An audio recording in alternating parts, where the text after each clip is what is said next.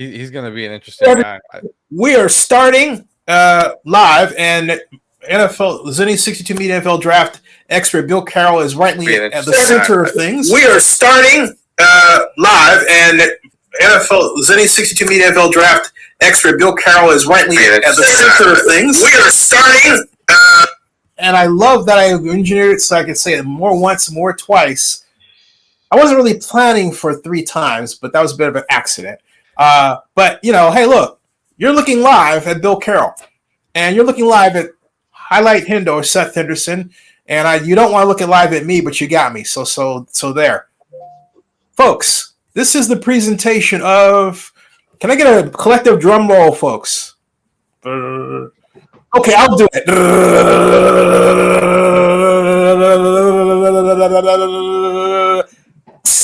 Ta-da! This is the new list of top 2024 NFL draft players by Bill Carroll.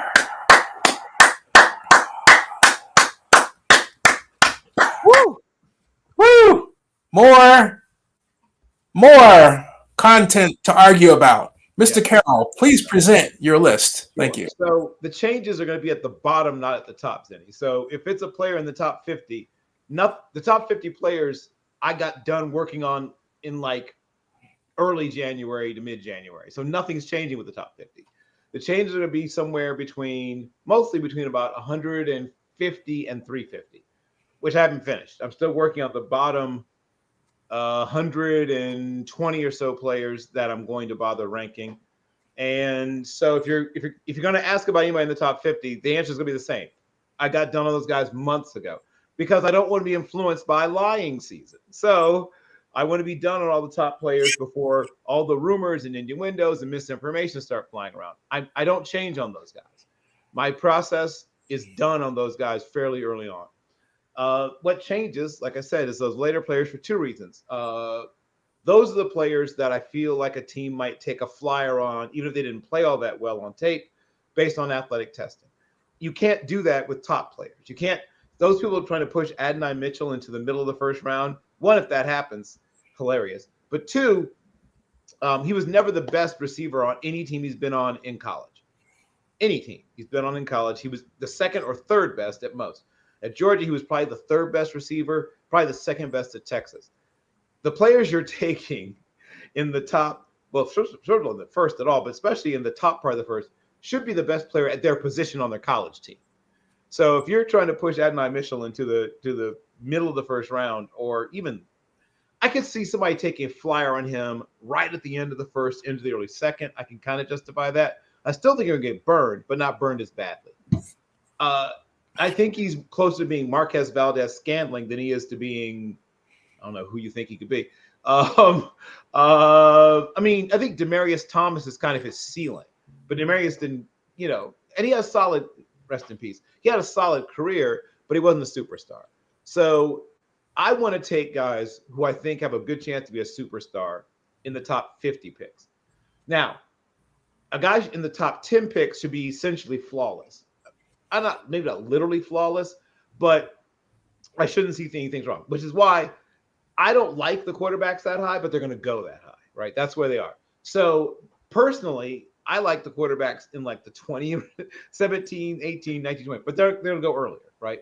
Because people reach on quarterbacks. I've just accepted it. I used to fight against it, used to rail against it, yell at clouds, as they say, try to command the rain to go back into the sky. But I've just accepted it. People reach on quarterbacks. I've just had to be okay with it. But the good news, if you don't need a quarterback, is that good players are going to fall to you because people panic and take quarterbacks early. You're going to get a terrific cornerback later than you should. You're going to get a terrific pass rusher later than you should. You're going to get a really good offensive tackle later than you should because people are just going to push 4 to 6 quarterbacks into the top 10 to 13 picks when maybe no more than 2 or 3 at most should go there. And I would frankly wait on all of them, but nobody will, right? People don't wait on quarterbacks. The other thing, there's going to be tremendously good running backs and wide receivers going well into day 3 and even as undrafted free agents. So If your name is Jaden Sheridan and you went to Monmouth and you dominated in your 3-year career at Monmouth, you came out early, which rarely happens with FCS kids, but I can see why you did it. Why get tackled for free when you get tackled for money? You should get drafted, but you might not. But heed my words, Jaden Sheridan from Monmouth. You're going to end up being in a running back rotation, and you're going to push your way higher and higher in that rotation from the time you hit camp until probably by the halfway through your second year. You might be, if not the lead back, then at least the number one, number two, right? Most teams, when they have a running back rotation, they have at least one really big guy, right? Short yardage, goal line, 220 up, right? Gus Edwards types. In the case of the Steelers, they've made their short yardage goal line guy their main back with varying results. But Najee is their big back. Then you have at least one speed back who hopefully can also catch the football. So if in the case of Miami, that's their whole backfield, right? So they decided to eschew the short yardage goal line guy and just get a bunch of guys like Raheem Mostert, Devin Achane, and Jeff Wilson, right? Who is the big back at I think about 208 pounds, 209, something like that. I mean, he's probably plays what part of the season you catch him and he might get close to 210, but he's a power back in Miami because everybody else is pure speed. But he's not slow. He runs in the mid 4.5s. But the usual rotation, if you're looking at a 3-back backfield, is at least one guy who's a super, super speedy, quick guy, catch the ball. You have at least one bigger guy, short yardage goal line, also should be good in blitz pickup. And then you have your all-around back. You hope a guy like Saquon Barkley does for you, or we'll see what DeAndre Swift does in his new home. But you want that guy who can do a little bit of everything, and they come in all different shapes and sizes. Your every down back or whatever can be a medium-sized back, right? Like Christian McCaffrey, who's 5'11 and 3/4 and 206-ish. He's sort of like Jerry Rice in that he manipulates his body throughout the season, depending upon what he thinks he needs to do more of. When he thinks he's going to get more carries, he lifts and eats differently and bulks up to probably the low 210s, 211, 212, 213. Then at other points of the season, he'll drop a little weight and get closer to his old college weight because he wants to be a little quicker. He's very smart, not just football smart, like a smart person, and he thinks very deeply about how he wants his body to perform from week in, week out, which is partially why he usually avoids injury. Though he's had some, but he gets a lot of touches, is what I'm pointing out. And he knows he's going to get a lot of touches, and he tries to prepare for it in such a way that he doesn't miss too many snaps, and of course, not too many games. So he has that. Hey, Bill, for the purpose of taking an overview ordered kind of approach, let's go through your list. Let's do it. Start from the top and let's go down. Yeah. Okay. Marvin Harrison, number 1. He's the best player in the draft, so I have him number 1. I mean, I'm not very complicated when it comes to that. Who's the player that when I watched him on tape had no bad games, right? He had not a single bad game. His games were somewhere between good and oh sweet God in heaven was the range I had on him in terms of ratings. I mean, his worst game was a solid B-, right? He's never had a bad game, at least not that I've ever seen. I've even watched some of his high school tape, which is hilarious also. I mean, if you just want to see somebody, it's not fair. Like, it's not fair to have this guy in high school. When he was a senior, he could have showed up on almost any college campus and been at worst a wide receiver 3, wide receiver 2 on a lot of teams while he was a senior in high school. Nuts, crazy good. Caleb Williams, in the real world, I wouldn't touch him that high, but he's going to go quickly because he's a quarterback. He's going to number 1 overall, right? We all know it now. He was probably going to go number 1 overall, no matter who was picking, right? If a team did need a quarterback, some team that did need one would trade up to that pick. Like I said, I don't see Pat Mahomes when I watch him. I get why people say it because Pat Mahomes is recent and you've seen a lot of him and all that. The only thing he really has in common with him is what he does outside of structure. But he's not as strong. I mean, his arm is strong, but not as strong. And I haven't seen him anticipate certain things at the level that Pat did, even in college, right? They both take a lot of chances with the ball, but they usually win. Those are the things they have in common, right? Taking risk, but it usually pays off. plays outside the structure of the play, what they do outside the structure of the play when it breaks down. But Caleb's smaller, quicker, more straight line speed, a different kind of deep ball thrower. So if you would just watch their two deep balls, Pat Mahomes' deep ball looks like a guy throwing a ball in from right field, right? It has a little bit of lift on it, but it comes down really quickly, and it still has a lot of zip on it, even when he throws it way downfield. When you watch Caleb's deep ball, once again, Jeff Blake is my actual comparison. Now, people hate that because Jeff Blake was a 5th rounder, and if you're young, you didn't even see him play. I get it. But go back and watch him at East Carolina. Thanks to YouTube, you can do that. Yeah. Tell me you don't see a good amount of Jeff Blake in the way he plays when you actually watch Jeff Blake. Hey, Bill, here's where I'm going to take issue with your list right off the bat. And it's something that I'm hearing lately from a bunch of people, and it's just really freaking annoying me, okay? This whole thing about this whole, I can't stand people, or when people, not can't stand people, I like people I like, but I cannot stand when people get this habit of repeating an idiom they heard on television, like, makes plays out of the pocket, that sort of thing. Because I come from the school that you have a playbook and a coach. And the coach should teach you, if the coach is teaching you to throw on time, which hopefully the coach is doing, but a lot of coaches don't even know how to do, then there's no such thing as making plays working outside the structure of the play if you understand how to operate the play. Now, if you are not finding the right key on time, if you've forgotten who the primary is for whatever reason, because maybe the terminology isn't such that it's evident to you, and they thrust you into action, there are a number of reasons these things happen, all right?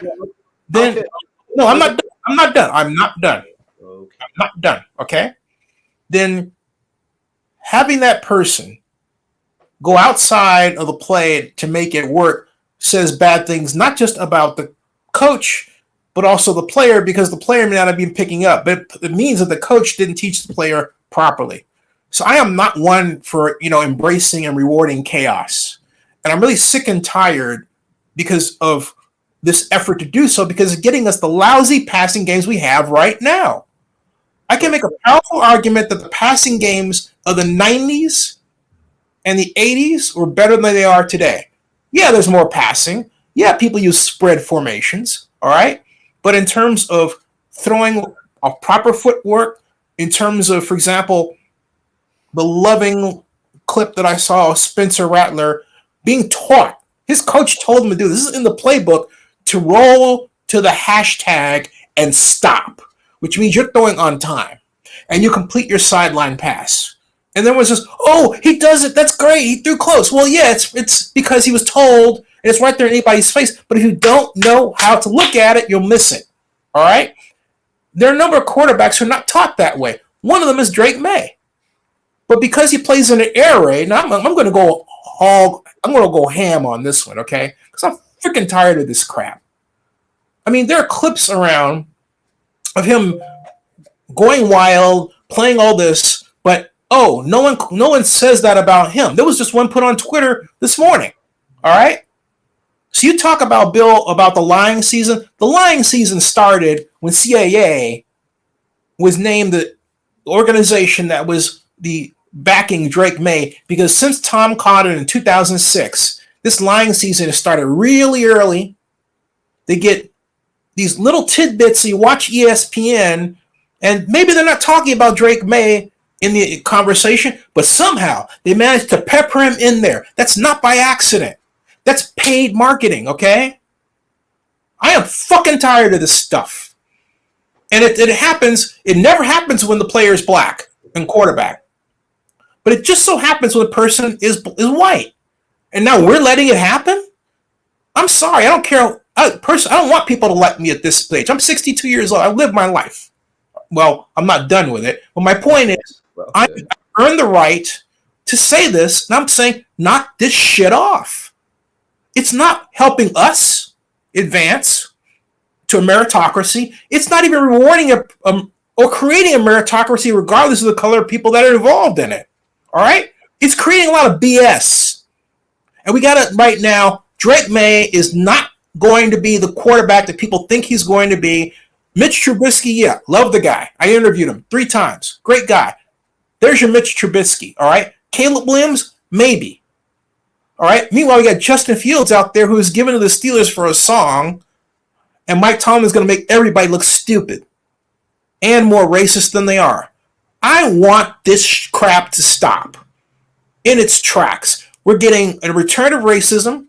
We're getting lousy quarterback play. We're getting no at all respect for the time passes that were created by great people like Bill Walsh, advanced by George Seifert and the 49ers, put to its greatest use for 1 year by Mark Trestman, who was offensive coordinator with the Raiders in 2003 going to 2002, all right?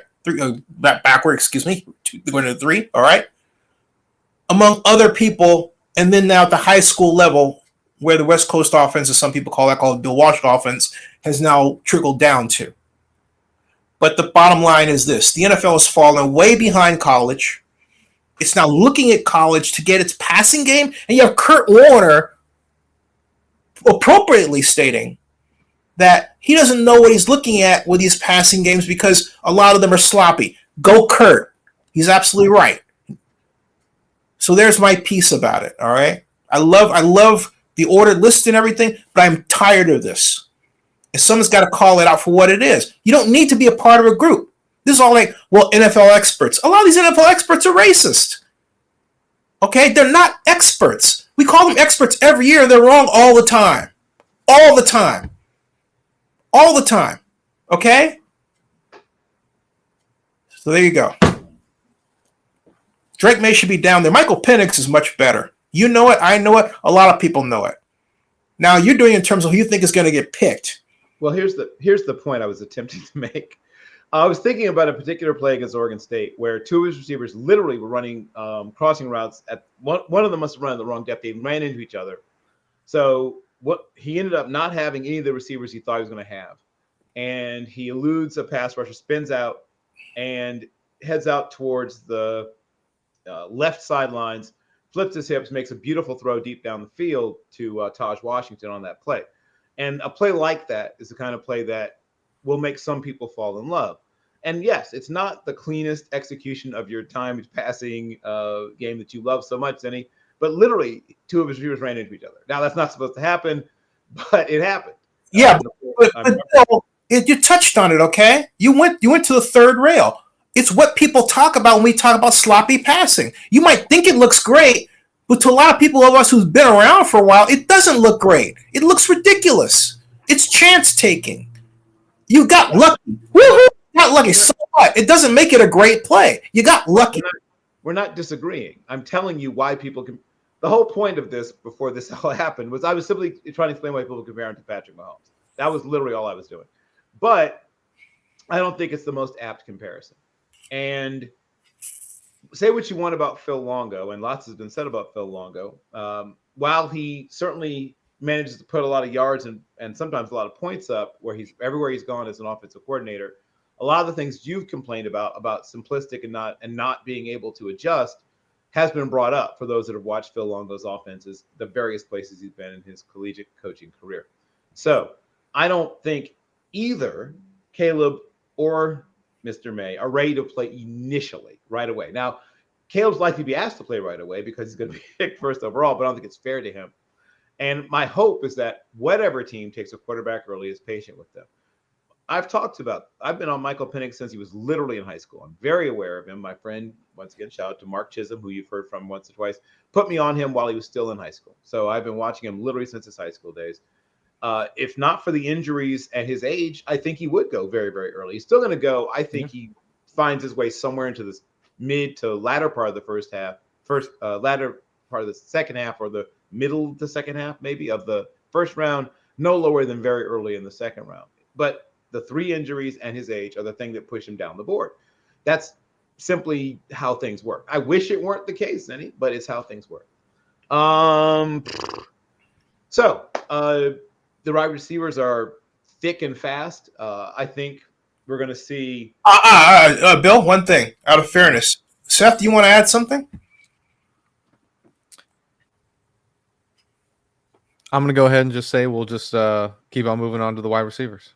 Well done, sir. This is a particularly special wide receiver group. I think that there is a good, solid knot, for lack of putting it, of about 6 or 7 guys towards the top 30-ish. And then there's 1 or 2 to between 2 and 4 guys who still should go somewhere in the 35 to 60 range. And then there's a little bit of a gap. And then you're going to see a run on wide receivers from late day 2 all the way through day 3. And some of those guys that go day 3 are going to be starters. It's a really, really great wide receiver group. And most people have, in usually roughly the same order, Marvin Harrison Jr., Malik Neighbors, and Rome Odunze. Some people may flip 2 and 3, but most people have them in that order. And it's because Neighbors is the guy that, amongst all of them, may be the best at creating separation consistently. He is very good at getting space, even against good coverage players. And obviously, he's played in the SEC, which some people treat as if it's the mini NFL, which is a bit of an exaggeration. There's still, even in the SEC, most teams play fairly simplistic coverage. There's a few exceptions. Obviously, Alabama being the greatest exception, LSU to some extent. But there's about 3 or 4 teams that disguise coverages somewhat similarly to the way the NFL does. And the rest of the teams are just college teams with slightly better players than some other college teams. So people people exaggerate a little bit. Yeah, what most of those teams are. Iowa does more in its coverage, back end coverage than most of the teams in the SEC. But people don't talk nearly enough about how well coached Iowa DBs are. But for another time. 2. After those wide receivers, Brock Bowers probably goes a little later than this, because he's a Can I ask you about please this? And I'm sure you're going to get into it real quick, but just me and I'm sure everybody else and their mom had the Chargers taking Brock Bowers, and now with them getting rid of Mike Williams and Keenan Allen, and I mean, what's the Donald Parham Jr. Now I'm the biggest Donald Parham Jr. fan you'll ever. I may have been the first person in draft Twitter to talk about him. I was actually watching a safety named Donald Payne, who was a teammate of his at the Stetson Hatters. Shout out to the Stetson Hatters. Parham was a basketball guy only through his junior high school. Only played 1 year of high school football. 6'7" and 5'8", 239 or so pounds when he first came out. He's bulked up since. He's in the low 250s now, but he's still a wide receiver. I mean, tight end too, right? I agree. Mm-hmm. I think that they're probably going to pick up in the latter part of free agency one of the bargain basement tight ends, and they're going to draft one. Would they let Bowers get past him? Probably not. But they also, I have to tell you, their offensive line has not been the greatest. So they have a big decision to make. Mm-hmm. If Joe Alt is staring them in the face, how many elite left tackles are in this class? Maybe 4, but probably 2 or 3. How many potentially elite tight ends are in this class? Well, probably 1. But which one's the greater need, right? So that's what, if you're drafting for need, as much as you want to get an explosive, exciting tight end, you have a quarterback you're paying a lot of money, who is the most important player on your team.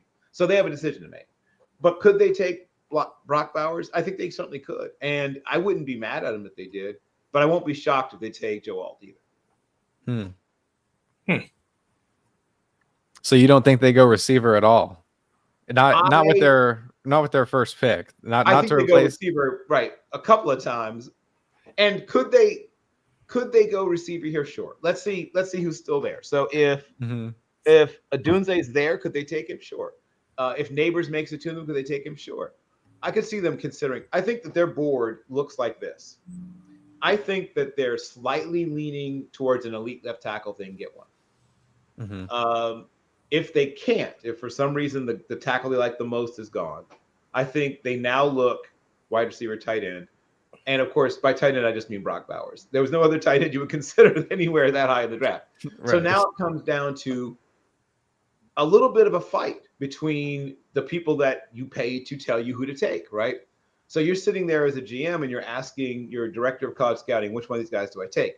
And he's got a faction, I'm guessing, within his room that says, oh, we got to take Neighbors if Neighbors is there. He's also probably got a faction in his room saying, we got to take Bowers because Neighbors is a wide receiver. Bowers is a wide receiver and kind of sort of a tight end also. So I think there's going to be an interesting battle to be had right there. That's when I'm. Though, they got rid of Keenan Allen for a reason, and age and money, 2 reasons. But I would also think that they believe that somewhere in the draft they can get someone who is the modern day variant of Keenan Allen. I mean, they got him in the 3rd round too, so it's like I'm sure he's replaceable in their eyes, like without a doubt. Correct. But I'm wondering, what I'm saying though is, why wouldn't it change their board at round 1? Because you don't always just draft for need, as I've said so many times, especially if your team's not 1 or 2 players away. I'm aware of what a person. Look, I'm aware of that. So what I'm saying though is that in this instance, and remember something, just because there's a rule, and Bill, you know this as well as I do, it doesn't mean a team is going to follow that rule. Okay? So my point is, in the case of the Chargers, and we've seen that a bunch of times, in the case of the Chargers, why wouldn't they simply seek out, rather than Bowers, maybe Neighbors, as being the replacement for Keenan Allen? It just makes sense. Okay, well, if, as I was going to say, if I'd been allowed to finish answering the question you asked me, way that I'm just kidding. The way that I think, and once again, I don't know this version of the front office as well as I knew the old version of that front office. Right. So this would be an exciting experiment for me, because there's been a fair amount of turnover in the GM or equivalent to GM roles within a few teams. Mm-hmm. So I don't have a book on this current version. If it were the old school version of the Chargers, I could pretty much tell you with a fair amount of confidence what I think they do. Now I'm By the way, folks, if you don't know, Zennie62Media has been credentialed for the NFL annual meeting. So there may be a possibility of us getting an answer to that question if all goes according to Hoyle. Stay tuned. Go ahead, Bill. So when you stack your board, especially this early in the 1st round, you're looking for the player that gives you the greatest sense of, you're betting your job on this guy, right? When you're taking a player, 100%. You are literally betting your job on him. Who's the guy that I'm willing to wager where my kids go to school on? Who's the guy I'm willing to wager where, will my wife have to give up going to her favorite spa if we don't get this right? Who's the guy where we got to make new best friends. We got to figure out a new golf club. We got to sell our house. So who's the guy that I have the greatest belief in? If that's Joe Alt, you did Joe Alt because you're betting your life, basically your lifestyle, your job on this. Mm-hmm. You can just say we need this player, I'm going to take him because of need, but that gets you fired a lot. Just taking players just based on need. Also, eventually it drives down the total talent base of your team. Sometimes you take the most talented player and you just figure out, first of all, there's more than 1 round to the draft, right? Free agency has not ended. Trades are still things you can make. Mm-hmm. You can't just say, we have to take this player because we lost this player. Otherwise, you're going to eventually deplete the talent level of your team. So you have to say, who's the player I'm willing to bet my job on?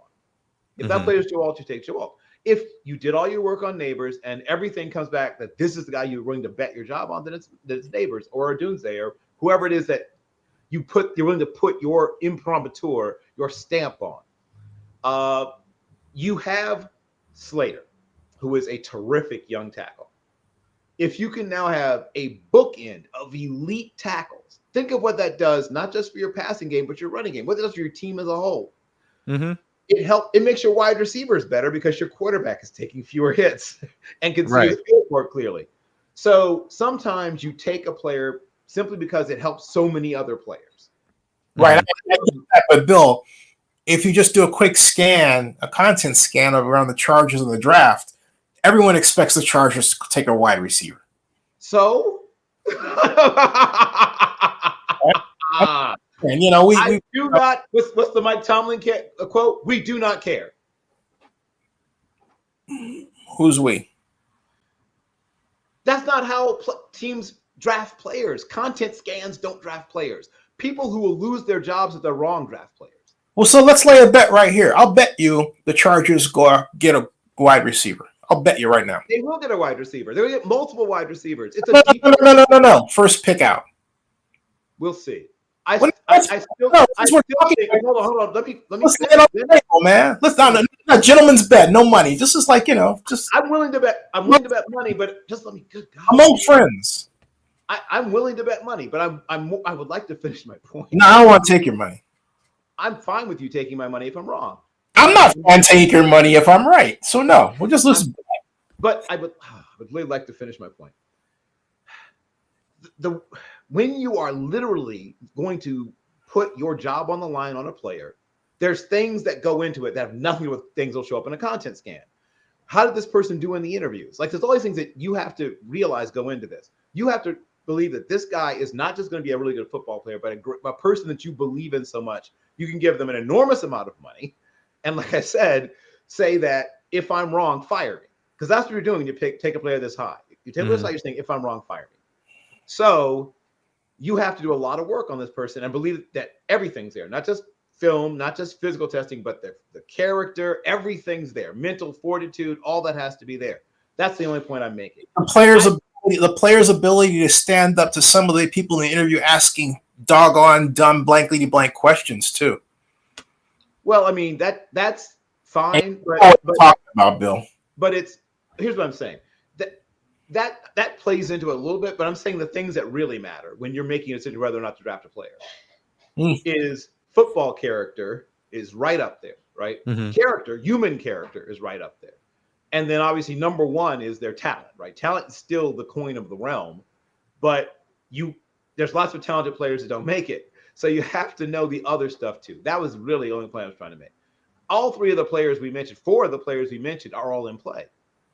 I promise you, Joe Alt is being discussed. I promise you, Dunze is there is discussed. I promise you, Neighbors is discussed. And obviously, Bowers will at least be discussed. I think he slides a little bit past this point. But in terms of purely what he does on the field, he's one of the top 6 or 7 players in terms of pure talent and playmaking ability. All right, so do you think the Chargers trade out?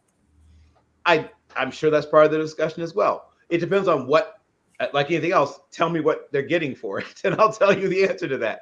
If somebody's willing to give them multiple, let's say they get a second in this year and next year's draft. It's a pick swap, only dropping them down to say where the Raiders are picking at 9, I believe. So let's say they're just dropping down to 9. Let's say they get it's going to the Raiders. That's happening.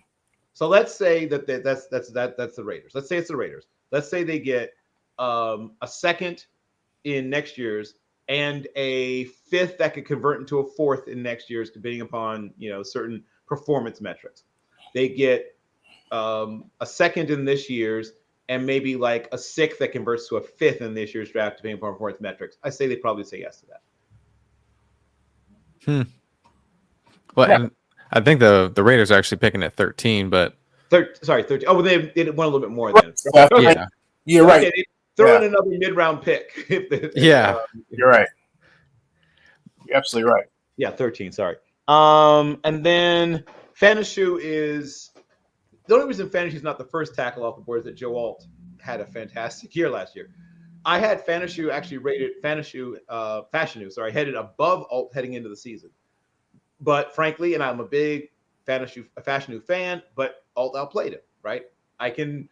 How much I like a player doesn't mean I'm going to put him above a player I like less, right? My personal taste don't overcome the actual grade I give a player.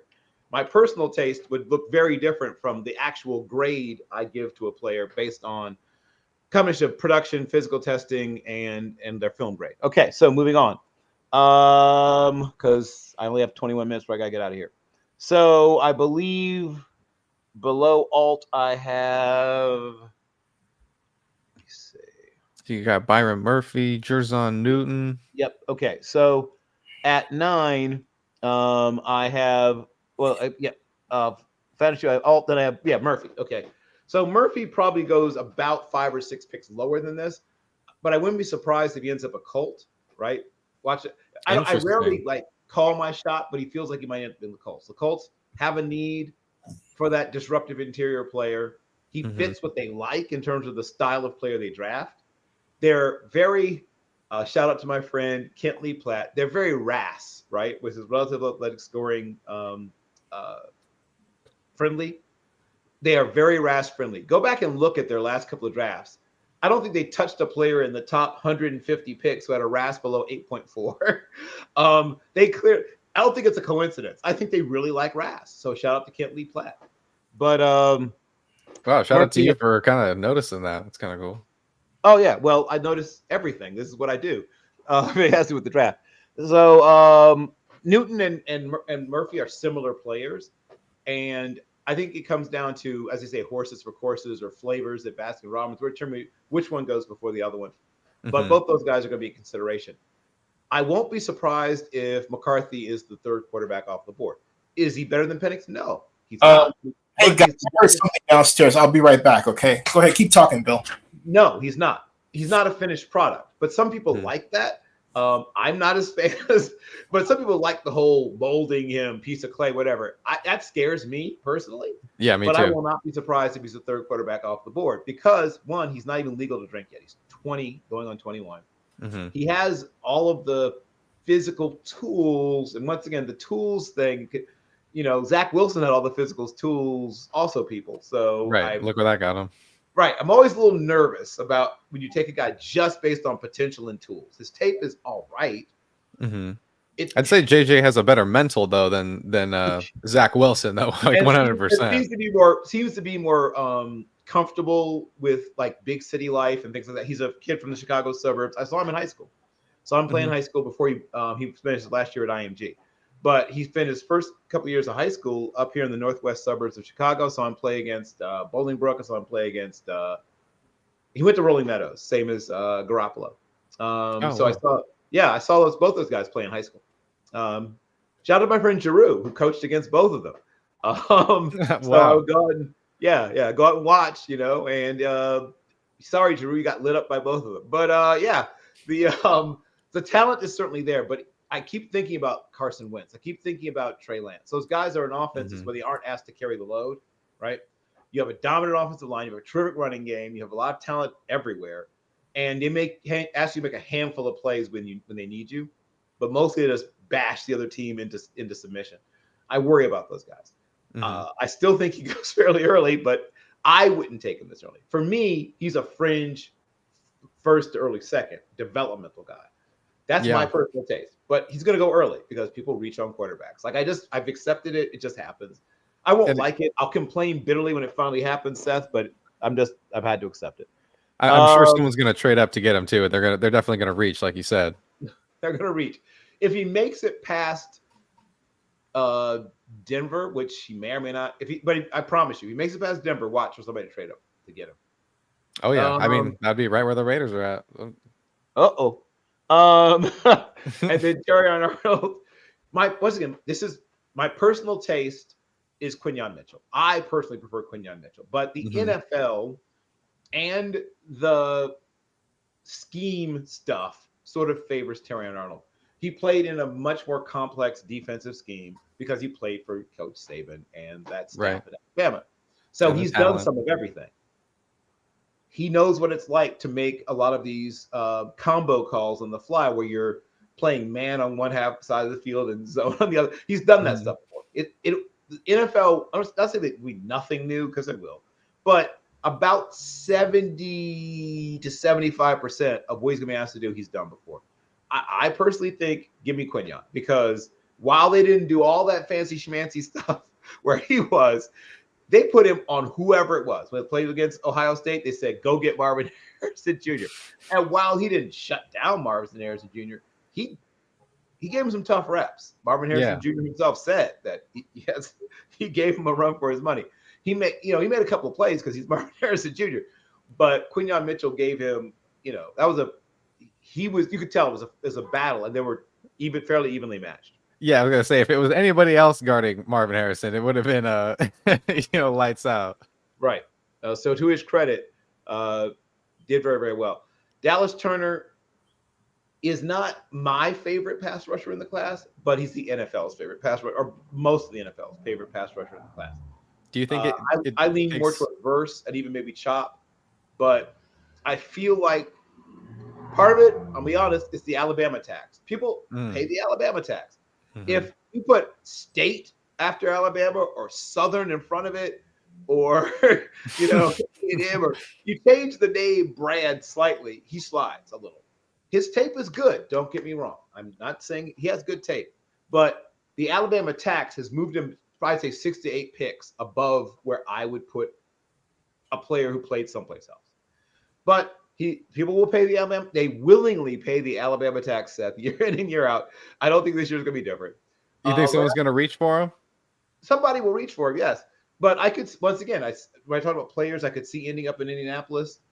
Oh, that's another guy kind of smells like a cult too. He kind of smells like a cult too. I could see them going after Murphy. I could see them going after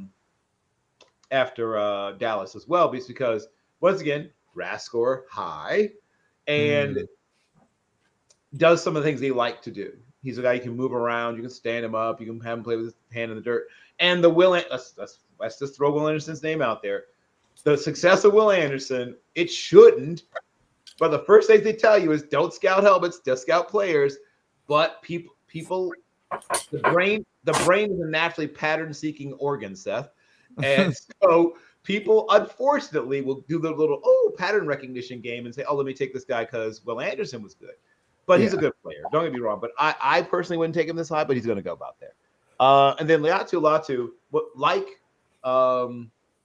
like Peyton Wilson and like Michael Penix, his biggest win in the combine was his medicals coming back fairly clean.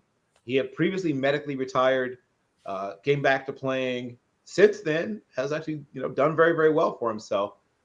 You'll still be monitoring, obviously, his previous stuff. Your team doctor, when he goes to individual teams, will put them probably through some even more rigorous stuff to make sure that he's in good shape. Right. But assuming he gets a clean-ish to very clean bill of health, he goes somewhere in the middle of the first. And once again, he has the most varied bag full of pass rush moves of anybody in this draft class. He's got the club rip. He's got the stab rip. He's got the arm over. He's got the spin. He's got the fake spin.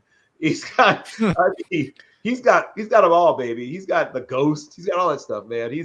You could tell he's been to some camps or something to work on all that stuff. I think he was watching Max Crosby. There you go, which would be smart. Watching Max Crosby is smart. That's what I'll say. And I wouldn't be mad at all if the Raiders took him to give themselves that bookend pass rush approach. But then we have a little mini run on tackles, or semi-mini run. Fuaga is that right tackle that can play left tackle, but he's got that throw him out of the club approach, like biker bar, bouncer approach. That probably works better on the right side than the left side. But even on the left side, and I watched him play on the left side, you saw enough agility to hold up against all but the top guys.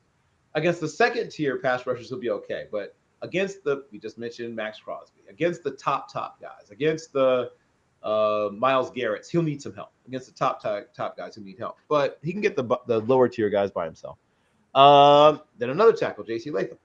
You're paying the Alabama tax on Latham too. He probably should be about 6 to 8 spots later. But people willingly pay the Alabama tax. Those players go a little earlier than they should. I wonder with the change in administration down there in Tuscaloosa, if that will carry over with Kalen DeBoer. But remains to be seen. You took the words right. That's the question I was going to ask you, Bill.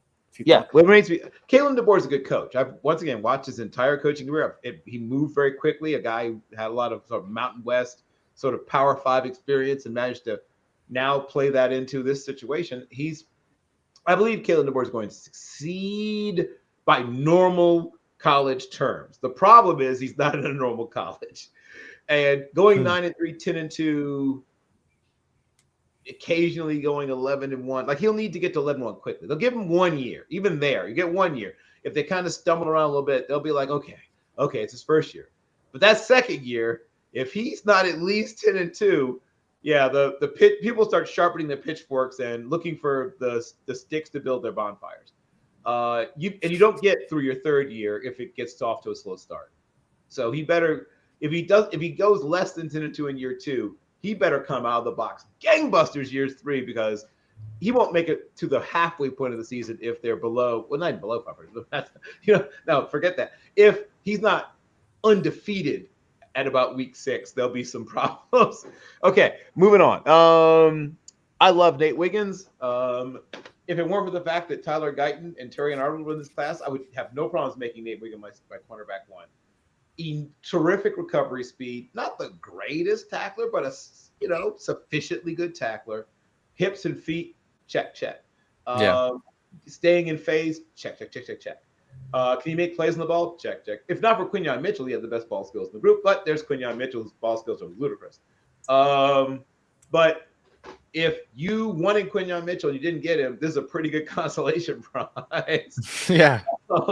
You're not going home. You're not going home empty-handed. Now, beyond Wiggins, to me, there's a little bit of a drop-off after that.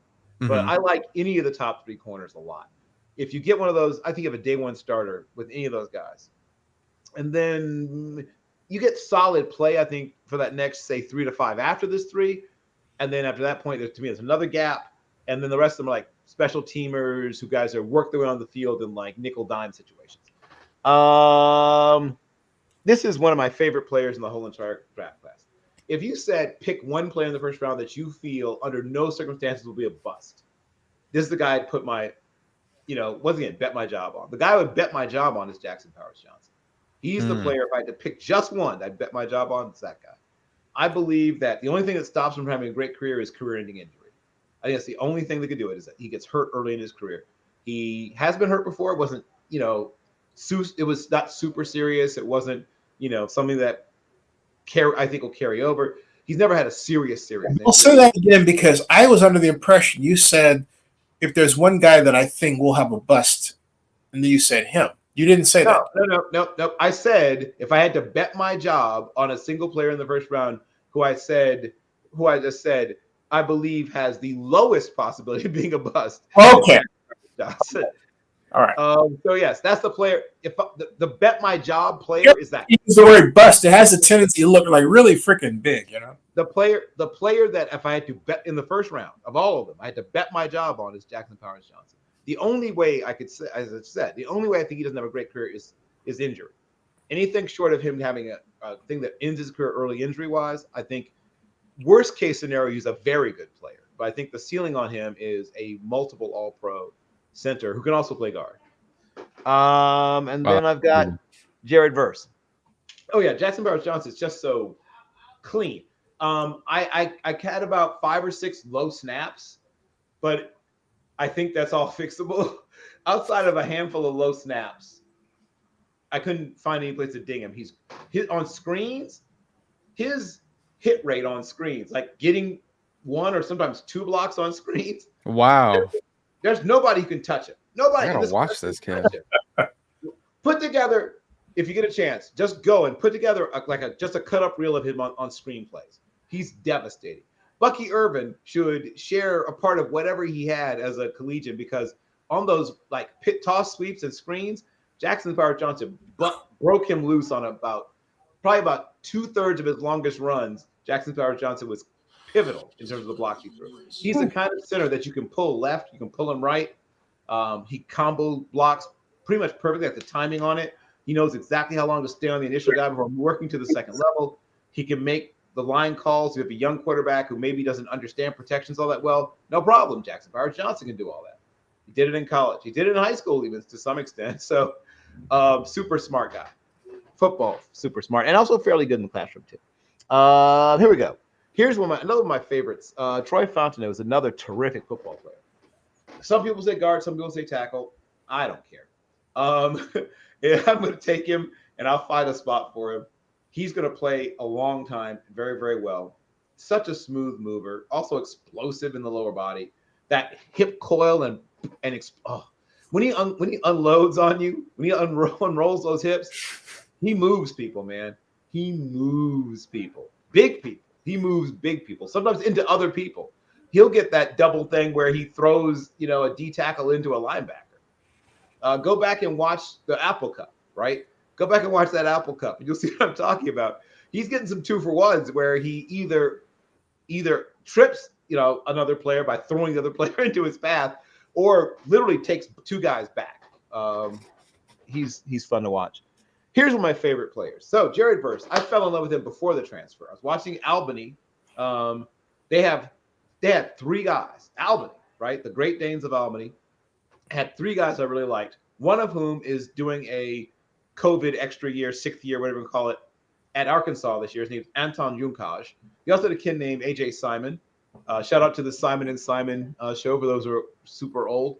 But all three of those guys, I think, are guys that make NFL rosters. Jared Verse, of course, was the best mix of athletic ability and polished technique of the three. So he's the one that ended up having the kind of career he did at Florida State. He had an outstanding combine. He should be ranked a bit higher than this.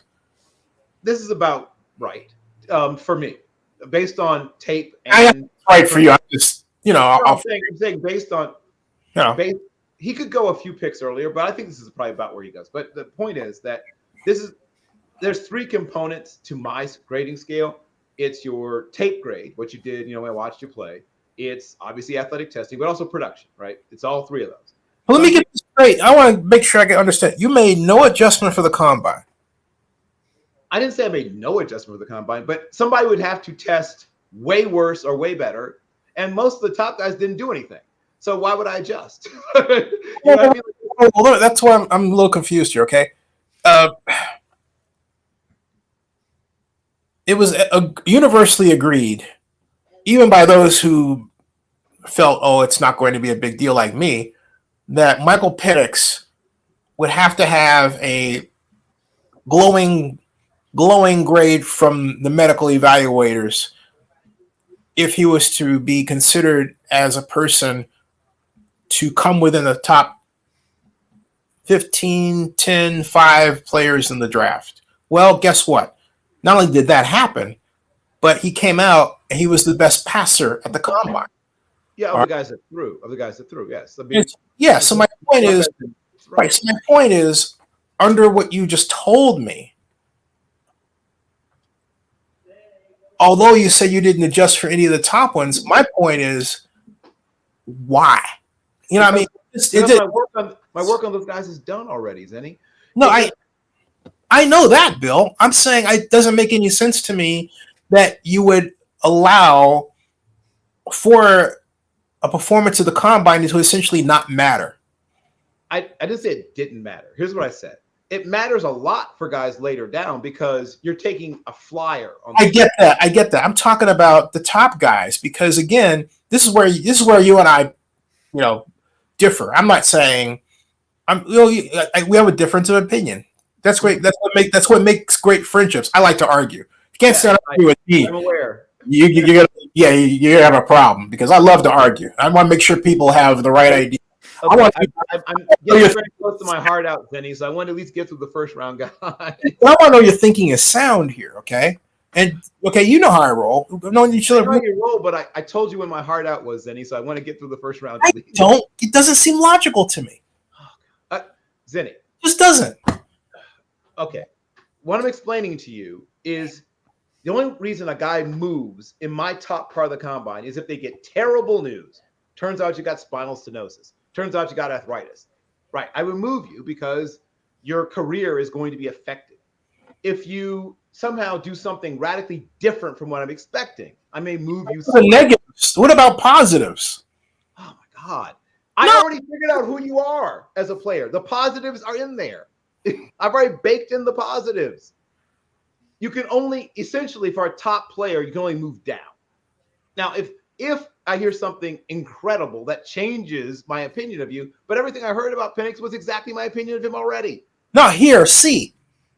Everything I saw was exactly I watched him a lot. I watched him in high school, Zenny. I watched 2 years at Indiana. You watched him in high school. You're telling me he had he went through the same drills he went to the combine. He threw the same distance and all that in high school. That's what you're telling me? I don't care. No, the combine isn't against football players. The combine doesn't move me that much. Let me watch you play football against football players. So in other words, what you're saying to me is if Xavier Worthy didn't move one spot. I knew he was going to be the fastest guy at the combine. I tweeted he was going to be the fastest guy at the combine. I knew about his track background. I knew about his 10, 500 meters for years. I knew how fast he was. This didn't surprise me one bit. But it surprised other people, Bill. I don't care about other people. Why do other people matter? Where he goes in the draft, Bill. But people who know already knew. Yeah, right. Yeah, right. That people who know already knew things. If I didn't see them write it down and state it, I discount that. I'm only saying I get where you're coming from. I love I'm trying to hype proof my top 50. I love the list, but I also hate the list. Okay, now keep in mind when you go to NFL News by Zenny62.com, what is the first thing that hits you in the face? Your list. All right, so you can't say I downplayed it. All right, everybody sees what you're putting out there. I really have to go. I'm trying to get through the first round at least. I got to run. I know, but I just got to pick at you a little bit. You can pick at me in my DMs on Twitter or something. I have to go. Twitter's somebody else's platform. This is ours, man. Right, but I told you my heart out, Zen. So I'm trying to at least get to the first rounders. So I'm going to go a little bit over time to try to finish my first rounders. Right. Okay, Jaden Daniels. Jaden Daniels conceivably could go earlier. I'm hearing a lot of buzz that teams are going to consider him even in that 10 to 15 range, which is fair. What I like about him, he's got better each year. I watched him year after year after year. He's good at Arizona State, got better. He gets to LSU, keeps getting better. There'll be some question marks about his body because he refused to be weighed and measured at the combine, probably because he didn't weigh what he wanted to weigh. I'm assuming he's somewhere knocking down bananas and peanut butter protein shakes and lifting like as much as is safe to do so, trying to get a little extra muscle on his body. Keon Coleman. People are going to talk a lot about his 4.61, 4.64, depending upon what time you got. I was expecting him to run no faster than 4.58. I thought he's within the realm of a possession receiver. So if you like a strong, physically strong, mentally strong hands, terrific hands receiver, you're going to still like Keon Coleman. If you were thinking you're getting a game breaker, what were you watching? That wasn't this game in college. So if you're okay with him being mostly a possession receiver, because that's really what he is, you're still going to like Keon Coleman. If you thought he was going to run fast, one, why? But two, then you don't like him. So he didn't move because I didn't think he'd be fast, and he wasn't. Chop Robinson's a guy that I think could go earlier, but I think this is sort of his floor. I don't think he makes it past about this point in the draft. Once again, very good on tape. He needs to develop his, counters. Like he doesn't have a lot of answers to the test. If somebody takes away his primary move, he needs to work on his counter game, which I'm sure he is somewhere doing right now. But if he develops 2 or 3 really good counters to go with the moves he already has, he has a shot to be Defensive Rookie of the Year. He has that kind of talent. Braylon Trice, for those that thought he was going to test like a freak, you were disappointed. I thought he tested just as he did. He's going to be a solid player. He's more the other guy than the main pass rusher in my mind, but he's been a really good other guy. Think Alex Highsmith. I think you'd easily have it. Who also tested somewhat similarly, if you care about physical testing, they tested like similar athletes. Then after Mr. Trice, we've got the ever popular Amarius Mims. Sorry. Now Amarius Mims. Brian Thomas Jr., wide receiver out of LSU. Thank you, Brian Thomas Jr. Okay, so once again, people who don't anticipate well what people will do athletically may have freaked out at how well he tested. He tested almost exactly how I thought he would. So I wasn't shocked. Like, this is what I thought he'd be. He could go. I don't think he makes it past the Ravens. If he's there when the Ravens pick, he won't be there after that point. The Ravens want to revolutionize and change their offense, and he would be a big part of them doing that.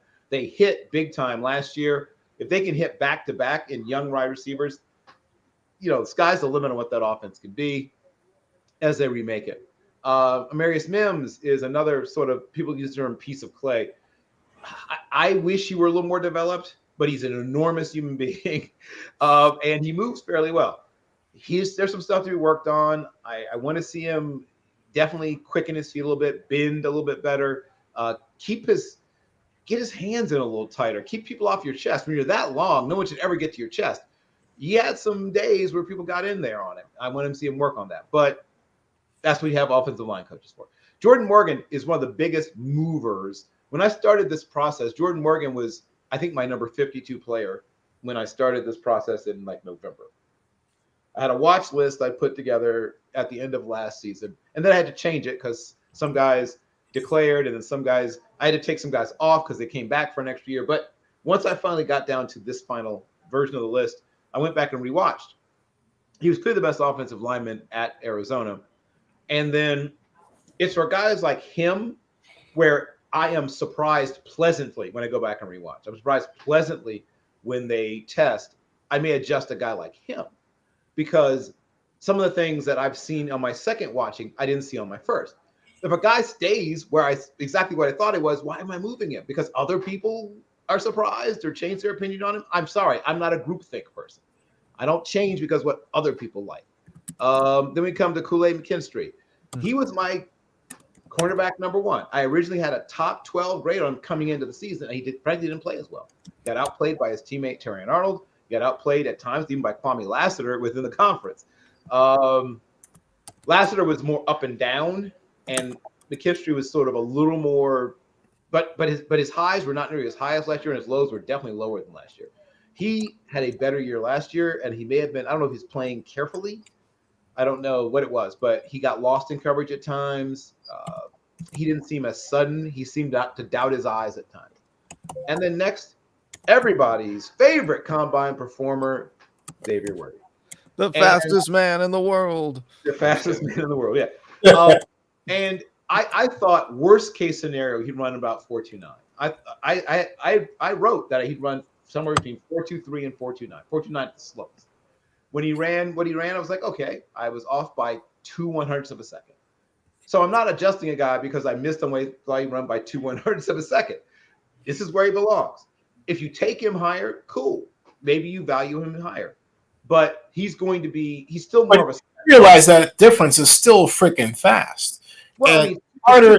The faster you go, the harder it is to asymptotically go that much faster. I'm extremely aware of that. I played defensive back, Zenny. I'm very aware of what fast people do to you mentally. Even before the game starts, you play differently. You're a little more tentative when you're playing defensive back. So even if he doesn't produce extraordinarily, if he goes to a team like, God forbid, the Chiefs, he probably doesn't make it to the Chiefs now, but if he did, yikes. Even if he doesn't produce that much, just the threat he creates opens up things for players underneath. And then now, Cooper DeJean will probably go in the second round. I'm aware of that. I'm okay with that. But he is a top 32 player. If you just stop seeing how white he is, right? If you pretend his name is Dijon Cooper, not Cooper DeJean, and then you're right. Xavier, you're meaning to tell me that you predicted he was going to beat John Ross's record. I predicted he'd run between 4.23 and 4.29. That was what I put down. Like I wrote stuff that in my scouting reports, in my tweets, Zenny, I said he'll run between 4.23 and 4.29. But did you I'm on record on that? Right. Here's why I'm getting at, okay?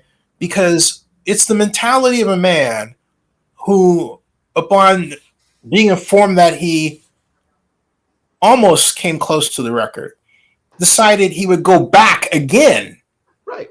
And then he did it. And that's almost Babe Ruth calling his shot. Well, and it's a fast person running. I'm getting at this young man, okay? Because this is what's extraordinary to me. And I'm sorry, Bill, this is what I'm getting at. You didn't predict that, okay? Be honest. You didn't think that this guy was going to go up there. No. I predicted it, Zenny. I said he's 210. That's what I'm saying. What I'm saying is he's 200. Bill, this guy, to do what he did and then to call it out like that is extraordinary. But it doesn't change the player. It doesn't change what the player is, Zenny. It doesn't change their grade. That's what I'm saying. It's still the same player. I can't be swayed by stuff like that. You just said he's going to do that. I mean, why bother investing all the time and energy if I'm going to just ride the hype machine? I could just do what everybody else does and just pick up. Bill, you did. Bill, it's not a hype machine. At some point when a person does something extraordinary, I don't care how you feel about it, you got to acknowledge it. Okay? I acknowledged it already. I acknowledged it when he did it. I tweeted like everyone else about how extraordinary it was, but it doesn't change. It doesn't change the player's grade. Okay? It's okay to be wrong. You were wrong. You didn't say he was going to break the record. You didn't say he was going to break the record. Doesn't make me wrong. It means that I was 2/100ths of a second different from my prediction. I don't care about that, Zenny. I don't care. It's 4.23 to 4.21 is not 4.23 and 4.21 while it's a little bit different, it's not even an eye blink difference. But here's what I'm explaining to you. The grade I had on him was based on him being that kind of player. He's still the same kind of player. It didn't make him a different kind of football player. So I'm not changing the game, but the guy's still the same. Went out there and told you, and went out there and took it. All right, nobody saw that coming. That says something about his character. That says something about hold on a second. That says something that's going to make a play in the Super Bowl when you need him to make a play. You're going to tell me that doesn't matter? What I'm saying is it's the same type of football player. He is on tape. He plays like that. I saw his mental toughness already. And when? Track, when they game, I want to make the play like that. In his track career, you saw him fight through things, right? Because to be a two-sport athlete in college is hard. No, I'm not saying I know the guy like you do. You do. I'm saying that why don't you just express, hey, you didn't see it coming? Because Bill, honestly, running 4.23, I'm off by 200ths of a second. You didn't see him calling his shot like Babe Ruth. Why does that matter? I don't get matters big time. So much. You don't see why it matters? It matters big time, man. Okay, well, when you do your rankings, then put him where you want him. Oh, I'll do my rankings, all right. Please, but that's the point. And leave mine alone. The point is to argue about these things, and I want to test. That's why I challenge you. I like to be challenged too. Excellent. Okay, you should be able to challenge it and have a raison d'etre. Not get. I'm trying to. I'm already sort of in overtime here. I told you how much time I had, and you're not being respectful of my time. That's my real issue. But I am. I'm arguing with you. Not. I told you my heart out, and you didn't care. So you don't care about my time, Zenny. That's fine. No, I'm talking about me rather than the result. I'm talking about the fact that you don't listen to the fact that I told you my heart out. But that's okay. You could use that time to talk about him and not me. That's not me. That's you. Remember that. Zenny, can I just finish up so I can go? Yeah. Hey. Okay, so those are the players that I have with first round grades on. There are lots of very other good football players who are going to have fantastic football careers on down the line. I promise you. There's going to be guys in the 4th and 5th round who are going to be all pro players. I promise you. But the combination of maybe the system they were in, what they were asked to do, athletic testing that was a little disappointing, things like that will push some of those guys a little further down the board.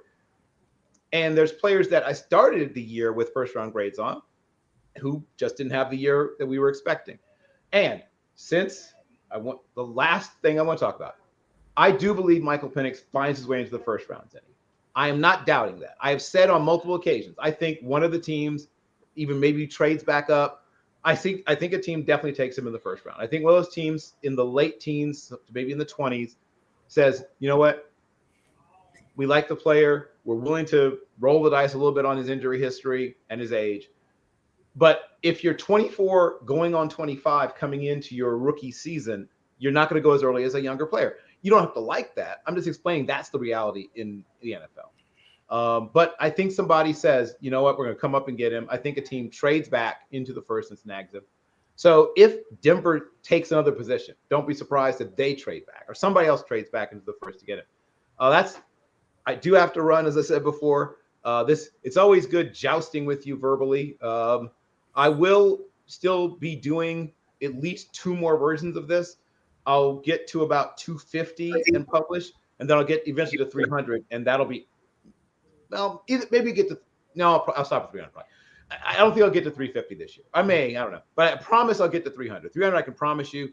If I end up having some extra time, I may get to 350. But you're getting at least 300 players ranked this year. And folks, I highly encourage you watching this, fill out our comment section below and let us know what you think. You can look at Bill's current set of selections and compare them with his previous list, which is right below it right there. Yep. And at the bottom, all you have to do is fill out our comment section. Don't worry, we have a nice, really nice little device. There it is. There's a comment. You can leave your comment there. That will filter out bad language, so don't try. Okay. If only our show had something to filter out bad language, Zenny. If only the show itself could do that. Well, it depends on what you call bad language.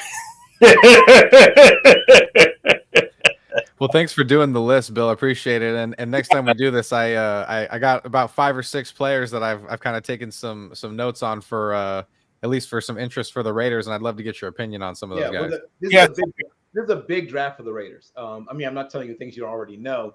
The Raiders are the kind of team that had to patch it together, paper over some things last year. Once again, I'm just not taking things you already know. And I'm going to learn their draft philosophy. Once again, it's a new regime. So I'm going to learn the new Raiders draft philosophy. But I'll be interested to see how they value positional value, because some teams see positions differently. Oh, hey, friend of yours, Gary Rawls? He's waving. Oh, well, I'm waving back. And then the other thing that we're going to learn is how much they care about production/tape versus athletic testing. Obviously, you've heard all the jokes about the Raiders' old approach to drafting, where they valued obviously pure athletic ability over a lot of other things, and at times it worked, and then later not so much. But I think they're more blended in their approach now, and we're going to learn. So this will be an exciting information gathering affair for me when I watch the Raiders draft. Except, how do you explain Mike Mayock in Cleveland, right? Well, I mean, I can explain Mayock pretty simply. He was an older school guy who hadn't really caught up with some of the things that are going on now in the evaluation game. And then he had another spoon stirring the stew with him. I think you know who I'm talking about, where it wasn't just one ladle in there. There was somebody else kept poking in there. So Gruden.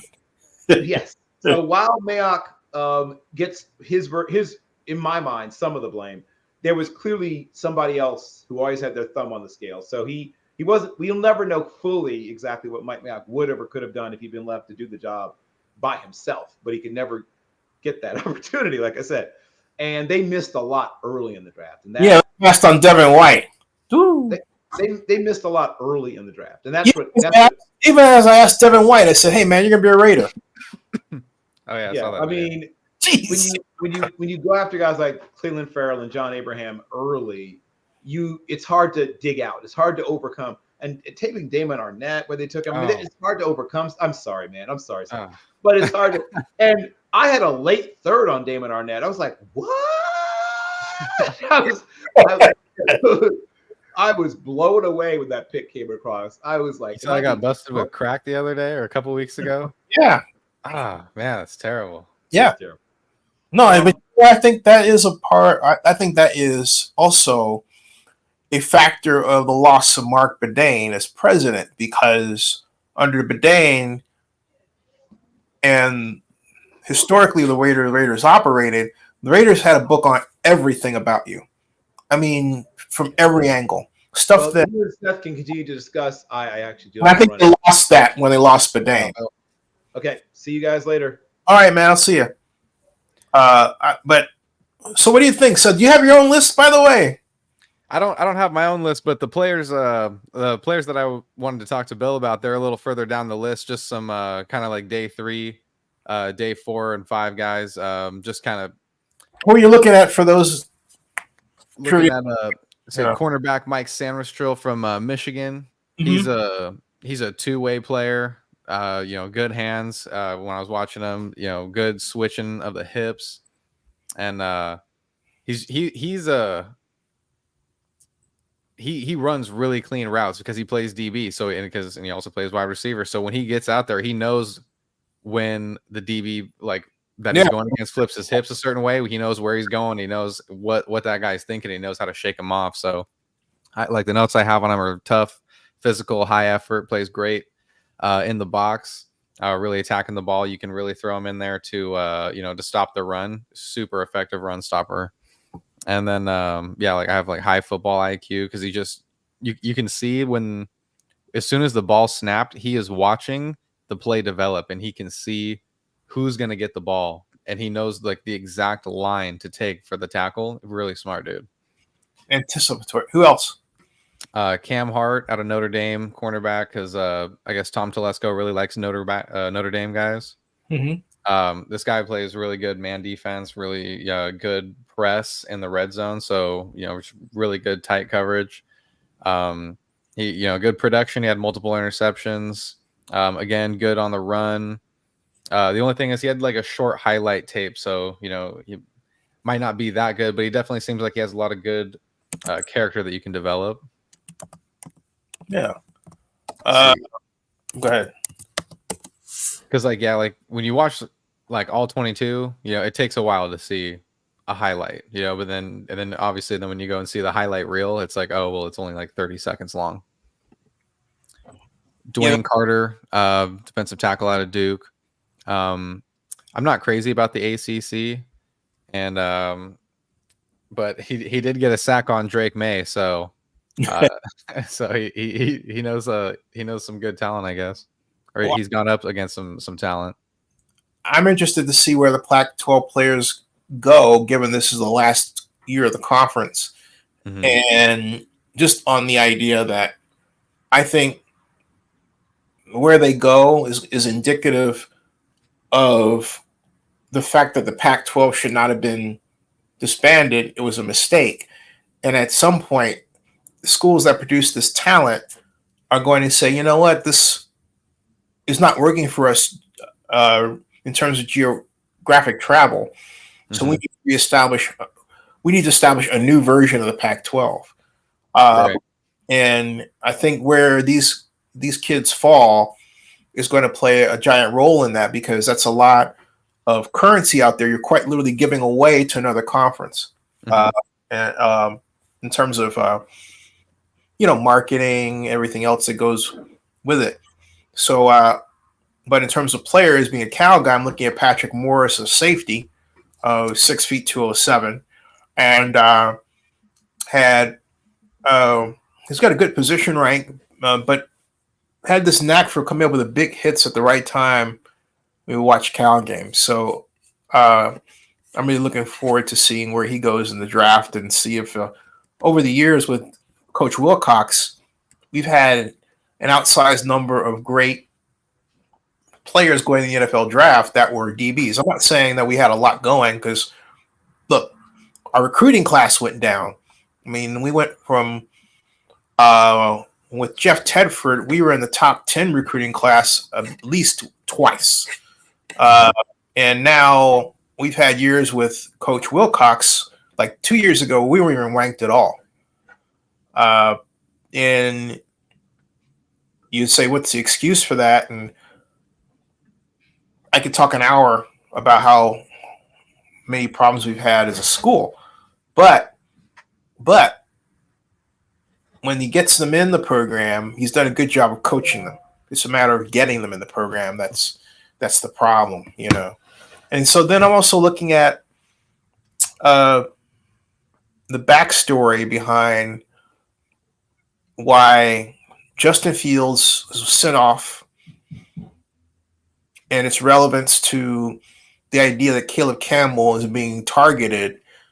My point is that there are some players in NFL history have been tagged as marketing wants.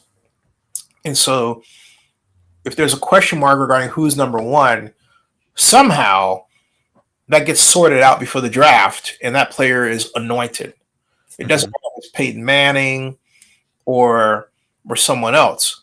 And it happened with Jameis Winston. He was anointed. He was number one, even with the problems he had, because the people who, because the bottom line is a lot of people knew that was a bogus claim, although they didn't want to say it for political reasons. So he was picked up by the Bucks, and the rest is history there. So, but in the case of Caleb Campbell, where I sit is he has a knack for making tight throws, but that's by coaching. Okay, so I think he's going to do exceptionally well, but it's going to take time, because I am not convinced that he is used to the speed of the game at that level like that. Because I'm not convinced that the Bears are going to install an offense that gives the proper spacing between wide receivers and DBs by route. Now, let's take Bobby Slocum and CJ Stroud and the Texans. In preseason, you could see that the Texans were on their way to developing something quite interesting, because they were using routes that they're using a lot of what I call zigzag and misdirection routes. that you didn't see before. And I said, hey, if they stick with that, they're going to be something to talk about. And sure enough, they were. Yeah. They paid a lot of attention to spacing and timing. Very impressive attack. It will be interesting to see how teams catch up with it this year and what the Texans do to adjust, right? But it doesn't guarantee that teams are going to do the same thing with Mr. Williams and the Bears. Mm-hmm. And I'm of the opinion that Matt Eberflus should have been fired.